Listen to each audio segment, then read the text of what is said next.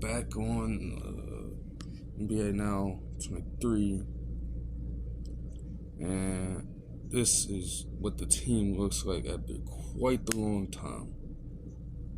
There was a period of time where I had Morant, Steph, and a trio of Durant at small forward, or Durant at power forward actually. Porzingis at small forward, and then Giannis in the starting lineup until I ended up getting Shawn Kemp actually. But this is what it looks like now. Like it's too formidable. All these damn boosts and equipment, upgrades to attributes and everything like that. Just completely unstoppable now. Is there anything here interesting? No. Not really. Not really, buddy. Alright. Let's get into this. Progressed all the way up to the NBA Finals. So, let's get into game 2 versus the Hawks.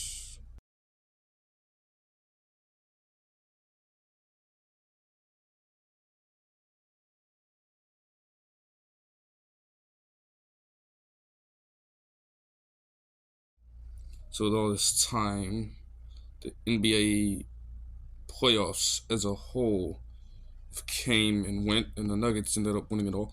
Actually, a pretty good story for them to get their first win. It's crazy, man. Jokic really just dominated the entire playoffs. What other damn near 7-footer do you know is gonna go out there and average a 30-point triple-double in the playoffs? And then not to mention what he did in the finals alone. It's crazy. Like, does this make Jokic a top 40 player? No. I'd say he's entered the conversation to the top 60 players of the NBA history. But, like, he's truly done something that honestly cannot be replicated unless he finds a way to repeat this in another playoff run. Jamal Murray, for that matter, too. Great to see that after his injury, because it seems like everybody was talking about, the Nuggets wouldn't have gotten gentlemen swept by the Warriors last year. They had everybody, and there's a good chance they wouldn't have. But now you've put the league as a whole on notice in terms of what you can do as a well-oiled machine. Everybody healthy, everybody doing the best they can. I do really want to look at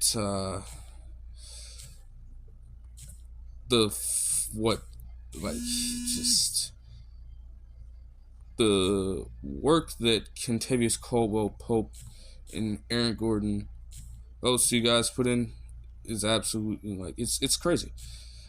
There was not a time in that series except for maybe one part of the last game to close it out.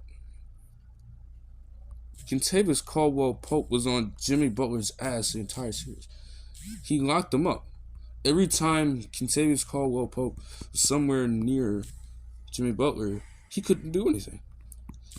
In the last game, encapsulated that perfectly, when as soon as he couldn't find anybody, he forced the pass that Kentavious Caldwell-Pope essentially picked off. So, I mean, damn, I was not expecting all that from the most random player ever, but here you have Kentavious Caldwell-Pope activating some defense I truly had never seen from him before. So, that's going to be interesting to see if that actually, is maintained. It probably won't be. But I'll tell you what, it surely enough helped the Nuggets to do what they needed to do to win. And Aaron Gordon also, like, I don't still consider Aaron Gordon an elite defender by any means, but he's certainly improved. And also his jump shot, with the way, I guess, minus the last game for everybody, because everybody was shit at jump shooting in terms of three. But Aaron Gordon has seriously improved his three-point shooting. That was never a strength for him when he was in Orlando. And now, all of a sudden, you have him just completely lighting it up from beyond the arc. Not even just in the series, but in the entire playoffs. But, I mean, in the series, you have this man out here averaging such a high mark from three that was not really anticipated. But he's really changed the way he's played. And obviously, like the dunk on Landry Shamet on Christmas Day suggests, he's not lost his athleticism, but he's clearly taken some major strides to improve his overall game. And I can respect that a ton. And that work he put in to improve himself certainly helped the Nuggets to win it all. And he definitely, while Jokic obviously was going to win the MVP, he definitely won them game 4. There's no question in my mind. Like, he led the charge. The Heat, though, I guess Jimmy Butler, absolutely, he definitely, you can say what you want about Jimmy Butler, love him or hate him, but if you are a huge fan of him, you have to admit he definitely regressed in the finals. And you, as a playoff, trying to be known as a playoff riser, but then not stepping up in the biggest series of the season, the biggest games of quite possibly your entire life. Like, the Heat, as weird of a team as they've been, they have been in the finals before. They were in the bubbles they were in the finals in the bubble. So they've been here before, but you can't, in, I guess, the last finals, it was a different story. Like, Jimmy Butler was definitely carrying in that one, but rarely did he do what playoff Jimmy Butler should be doing with so much on the line, right? And then you have to look to other guys who normally wouldn't be put in that position and who honestly can't do the things that Jimmy Butler is capable of doing because of star power and things of that nature, get put into these roles. But there were a lot of people on, both teams that were certainly, like, playing out of element. It hurt some and it helped some for the most part. Before I even get to that, though, I will say Bam Adebayo, obviously, he was going to have a rough time guarding Jokic, but Jokic absolutely had his way with him. Just overall, you're not going to stop Jokic, but even in games where you thought he was going to, the only game that he really slowed him down was because Jokic is getting a little bit too much, getting into a little foul trouble. But in terms of directly being able to go toe-to-toe with him, he really could not. And in the games where you even think he did, he had, like, there is no way, for example, like, it should never take you more than 25 total shots to get around the amount of points that Adebayo did in some games. It just should never happen. Like, he definitely didn't play an efficient brand of basketball. And especially due to some errant ass mid-range jumpers he kept on shooting. I don't know why. Then you have your Max Struses just being just like of, like, he's a defensive liability as is. The lack of shooting efficiency definitely didn't help the Heat, but the Heat, like, obviously the size disparity had to get them to a point where they needed to rely on the three ball, and they weren't strong on that side of things the entire season beforehand. Duncan Robinson in a few games was actually out here banging in the paint randomly. This is what? Like, Duncan Robinson and being in the paint does not coexist, and yet he still managed to go ahead and make some actual crazy plays in that scheme. It was weird to see. Like, did it work? No, hell no. Like, even when it got a little close, like, the Nuggets just always were a couple steps ahead of them, so they could never really get it going to a point where they really had control outside of the one win they had. I guess on the other side of things, Michael Porter Jr. just, like, obviously he had his fair share of inefficiency and BS as well, but this man was really out here grabbing rebounds and passing the ball. I'm like, what the fuck? What? He's doing what? There's no way. It's not possible. I thought that shit had to be the rarest stuff ever. That honestly might be something that ain't sustainable. But they really, in all seriousness though, like, it's good that they won one, but if they want to continue going, they're going to need Michael Porter Jr. to expand his game. Because there were also instances this man would just not, he, like, had such a mismatch in Max Strus or Caleb Martin, and he just refused to take a shot. Not even take the shot, just, like, you have the size advantage. You gotta be able to learn how to use your size. You can't be that tall and not use your size. It's crazy. I mean, the NBA draft is upcoming. Wembanyama's making his way to the States. Everybody's talking about Miller, Scoot Henderson, the Thompson twins, and I guess whatever the hell Portland's trying to do, trying to swing some type of trade for it. Also, the Pelicans out here trying to reportedly look for a trade to get the second overall pick. And Zion Williamson's name is getting thrown around in trade rumors. I don't really understand that.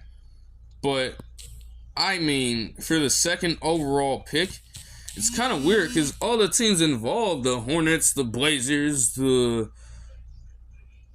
Pelicans, it's like, obviously the second and third involved both Scoot Henderson and Brandon Miller.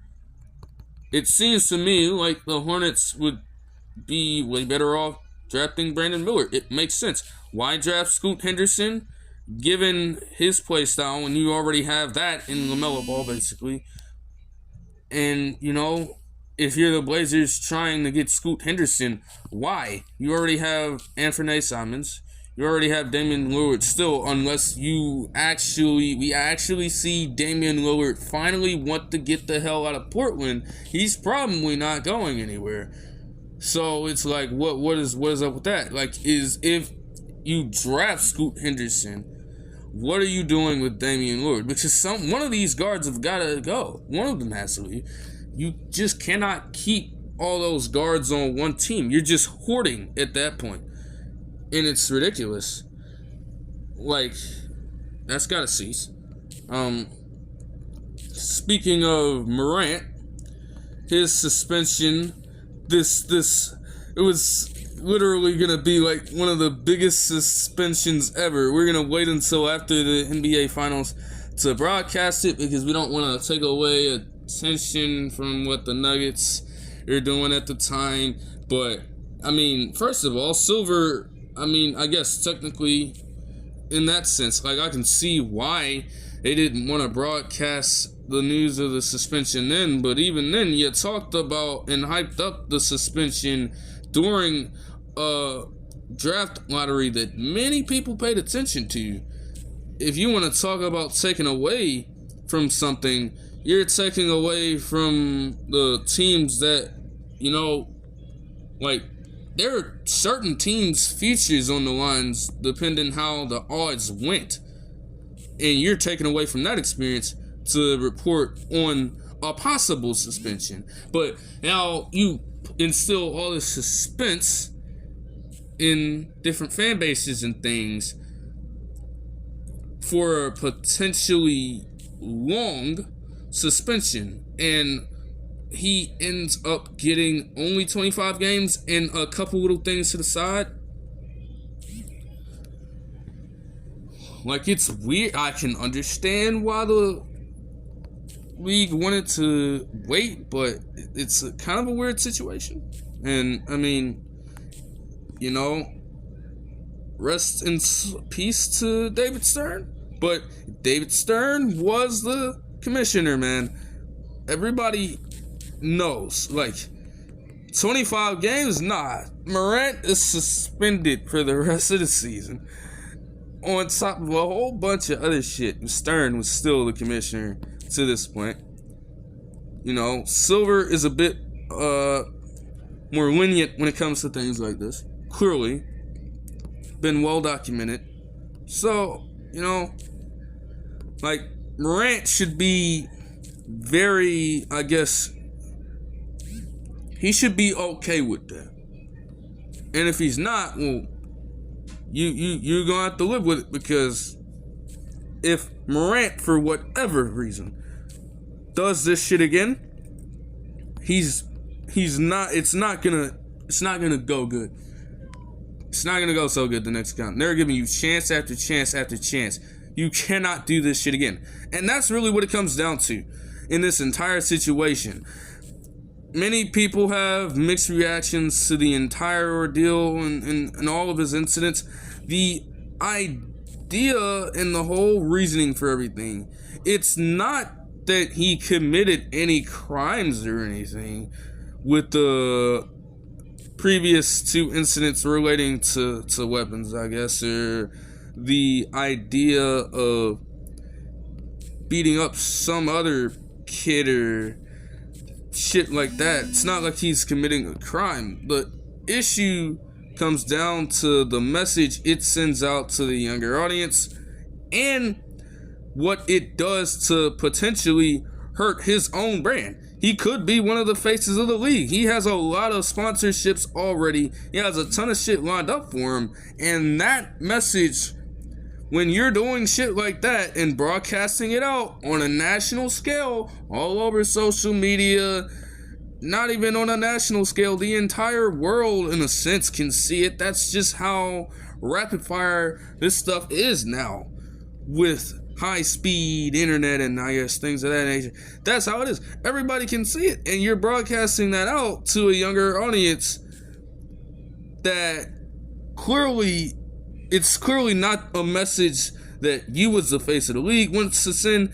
It's not a message that the league themselves wants to send out to these kids. They want to be able to look up to Ja Morant, or I guess the Luka Doncic's, and I guess Zion Williamson, if we're really going to bring this up, given what the hell he's been going through with all the craziness.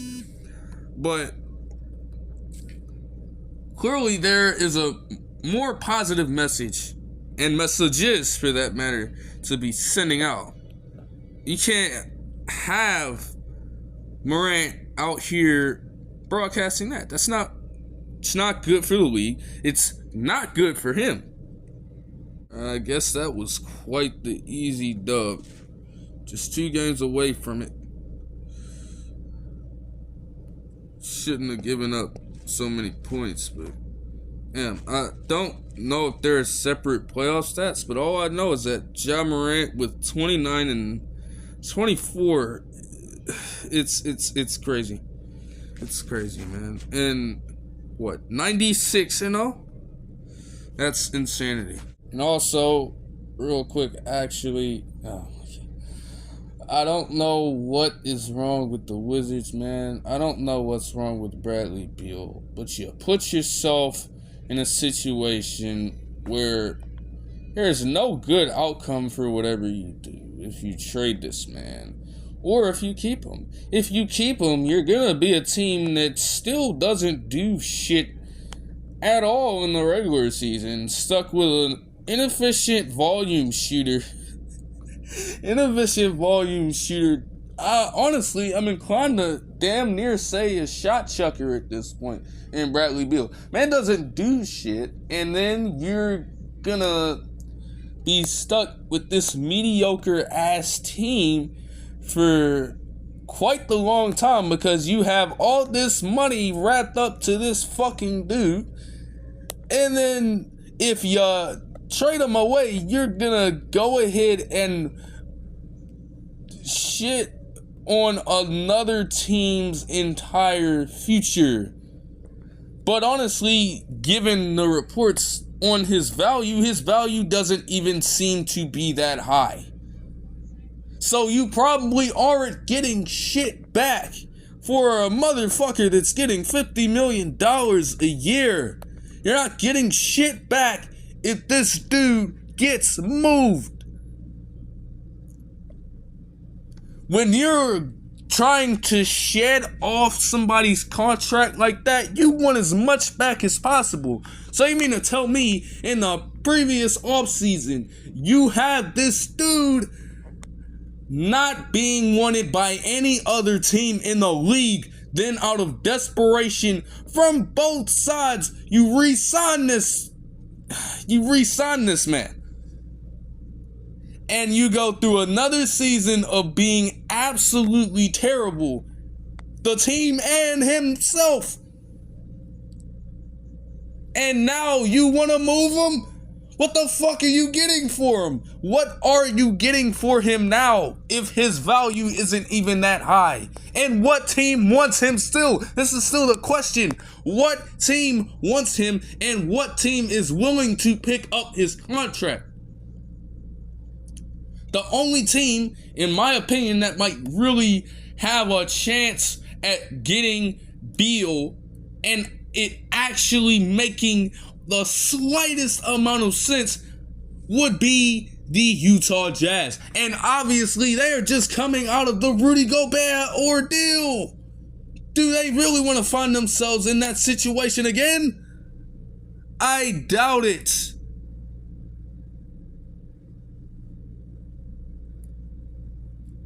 And they talking about Bradley Beal's prime getting wasted. What prime has he had? If you call a prime with him just consistently putting up empty numbers with high scoring marks, rarely passing the ball, knowing good and well that he is not a player who you want to be a ball hog. If he's ball hogging, they're not going anywhere. Rarely passes the ball. Very turnover prone. Very inefficient player from what he has done across his entire career, honestly. And now you've given him the full keys to the offense because John Wall left.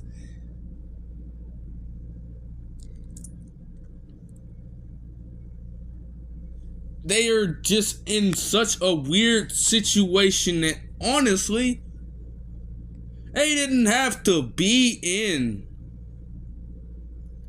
The second that you saw that John Wall left, and honestly, the time to move Bradley Beal, everybody talking about his prime. No, it should have been the season following Russell Westbrook's time with him. After that season, the mindset should have been to move this man. Not wait until after you paid him all the damn money in the world. He is one of few players in the league with a $50+ million salary per year. And now you want to move him. it's not palatable. Not only does no team want him, not only is the situation that you likely aren't getting anything back for him, but the main thing that's gonna drive everybody away like they already have been in the first place is the fact that somebody is going to have to pick up all that money. And especially if you're trying to sell him over to a team who is not necessarily the best right now and one of the bottom few teams in the league, those teams are trying to get better too. Those teams probably have a high amount of assets. Those teams probably have high draft picks in this upcoming draft within the next 6 days. Maybe less because of the time. But there is no shot.